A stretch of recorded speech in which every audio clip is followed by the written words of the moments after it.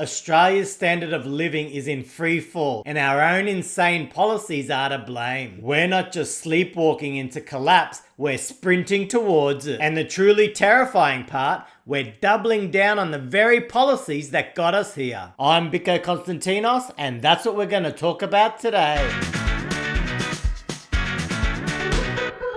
How do you smell a mothball? You pull its little legs apart.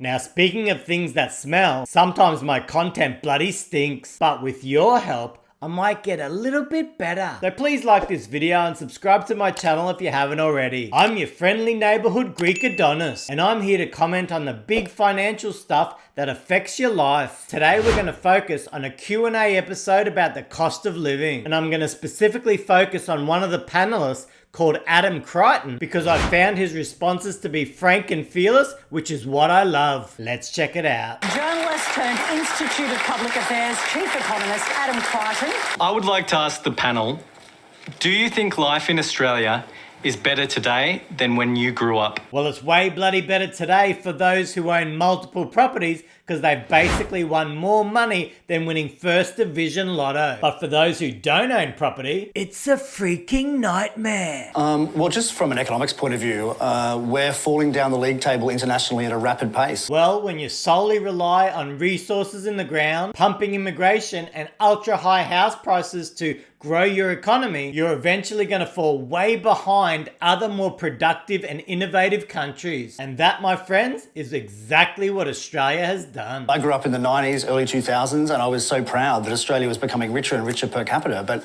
in the past few years, we've seen an extraordinary decline, and I worry about our future. Well, we've recently just witnessed the worst GDP per capita decline in our nation's history. Australians have basically lost 10 years of wage growth due to the government pumping way too much money into the economy, which just devalues every dollar that people earn. Just an anecdote, I mean, I can remember 2014-15 being on Fifth Avenue shopping, and the Australian dollar bought something like $1.12 or something. Now it's 62 cents. I think that just goes to show you the way the world has marked down our prospects in a worrying way. You used to be able to go on holidays and get great value from the Australian dollar. Now with the ultra weak dollar, you're basically going to be paying double for everything you buy overseas. But on the other hand, many foreigners get a massive boost due to our weak currency, and they can cash in by buying our real estate. The cost of living crisis has overtaken climate change as the most pressing issue for Australians. Therefore, is the preoccupation with climate advocacy that we see from Ms. Spender and her Teal colleagues a sign that the elite have more influence in our democracy than the issues facing ordinary Australians? Well, if you've got a family and you're potentially going to be made homeless due to this shocking state of our housing market, then your entire focus will be consumed with making sure that your family is safe and has a shelter over their heads. So yes, cost of living, especially when it comes to housing, is the #1 priority for millions of Australians. Just in terms of the cost of living crisis, we obviously hear about it so much in the press, but I think it's really important to dwell on what caused it. I mean, there's two main reasons. I think it'd be an awesome idea to understand exactly what caused this cost of living crisis, because then we'd learn from our mistakes and never do that again. We would, wouldn't we? Wouldn't we? Wouldn't we? We pumped hundreds of billions of new money into the economy during the COVID crisis, and that's increased your consumption goods by about 20% since 2020. But of course, it's also increased the price of houses massively.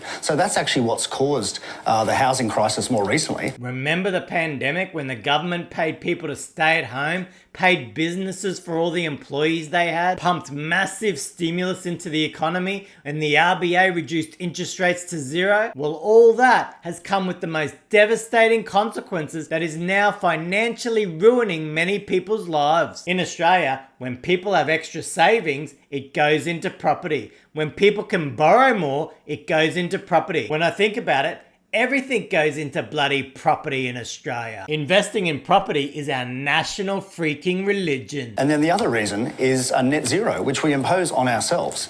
It is in effect a huge tariff on our manufacturing sector. It's a huge tariff on our energy prices. And it's not just the power bill that affects.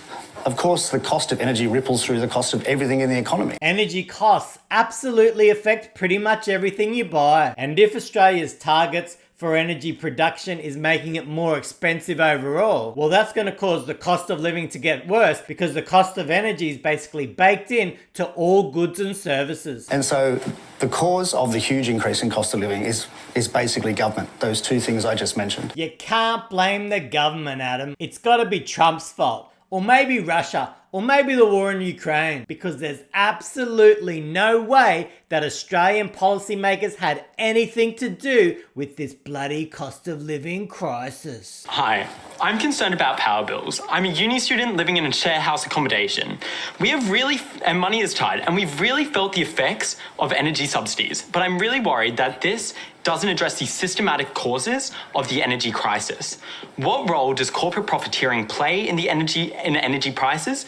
And should government address this? I'm also concerned about these power bills because they're completely out of control. You could be using less power than you were a year ago, but still be paying way more in electricity bills. The prices are going through the roof and it's smashing Australians, and yet if they're renters, they're told that they're supposed to be saving up for a home deposit while they're getting smashed from all angles due to a cost of living crisis completely out of their control. On the root causes which you asked about, I mean, firstly, you made the point about retail electricity companies. That's only a very small percentage of the final bill, even though it's true many people think that they're at fault. But the bigger cause is our own self-inflicted net zero policy and rolling out wind and solar. That's controversial, Adam. There's certain topics in Australia that are not open for debate. One is immigration and the other one seems to be around energy. There's a belief that it's free because the sunshine is free and the wind is free, and of course that's true. But the solar panels and the turbines are not free. They need to be replaced. They're extremely expensive. I like the fact how Adam's trying to dig deeper into this energy production debate to really try and understand the impacts of the different energy production avenues and to also understand how that might affect energy prices,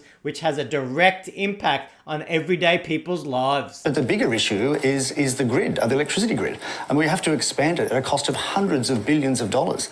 And our politicians on both sides, Coalition and Labor, they never talk about this because it's so expensive and it's all going to get built into your power bills over the next 10, 20 years, and energy will become more and more expensive. I must admit that's something I hadn't thought of either. So if energy costs keep rising way faster than wages, it's going to be another cost that really blows out, just like housing, and that will cause immense pain to many Aussies, especially those who are already struggling and barely hanging on due to today's cost of living crisis. Just look at Europe. The more variable solar and wind power in a system, the more expensive the retail prices are. Wow, that's a very interesting fact, and something that Australia should seriously consider as it plans for the energy production for Australia's future. The transition is really not happening. We still rely basically on fossil fuels, not just in Australia, but all around the world. I mean, Germany's spent trillions of euros, and it's still overwhelmingly their fuel is provided by fossil fuels. I haven't researched energy very much, so I don't really comment on it. But one thing I do know is that energy is a key requirement to sustain our current societies. Just like housing, you need energy to live, and that's why it's going to be so important going forward. And if energy prices were to really skyrocket, then it's going to push many more Australians into poverty and some into homelessness. In a recent event held by Gina Reinhardt, we all heard the slogan, "Make Australia Great Again," loud and clear. I think we can all see it's an obvious nod to Trump's seemingly winning formula in the United States. So my question to the panel is, does Australia need to be made great again? And will the latest budget and economic figures further justify this rhetoric? Well, one thing Australia has to do, in my opinion, is to make housing affordable again. Affordable housing is the key if someone's going to be a productive member of society. If people don't have to worry about paying their mortgage or paying their rent because it's quite reasonable, then they can pursue other things and build the life they want. And some of those people might start some big businesses or develop some excellent innovations which benefits the entire country. But when you make housing insanely unaffordable, it creates a two-tier wealth system that's broken and unfair. Well, we've just had, I think, a 9% fall in our living standards, so we're certainly not making ourselves great again at the moment. So I think Mrs. Reinhardt's sentiments are completely correct. We need to make Australia great again, or at least, kind of pursue policies that improve our standard of living. More and more people don't own a home and will never own a home. More and more Aussies are retiring with a mortgage or without any property at all, and renters are struggling to pay exorbitant amounts every week. But even worse, the rental market's been turned into the Hunger Games due to mass immigration levels. So yes, even though millions of Australians are cashing in on this housing bubble, as a nation, we're going completely backwards. You know, one thing that I think we haven't actually talked about tonight, but one thing I think both sides of politics could do would be to drastically lower the rate of immigration into this country. I mean, it is completely out of control. For instance, in the 2 years to the middle of 24, we had 1.2 million new people came to Australia. Nailed it, Adam.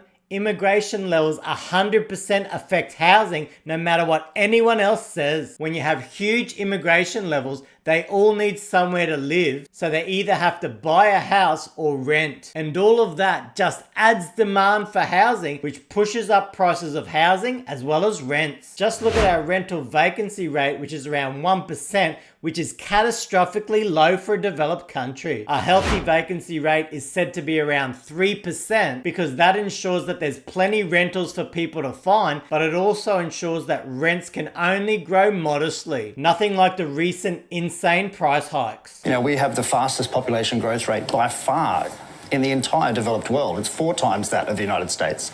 And yet our new housing starts haven't really changed since the late 1980s.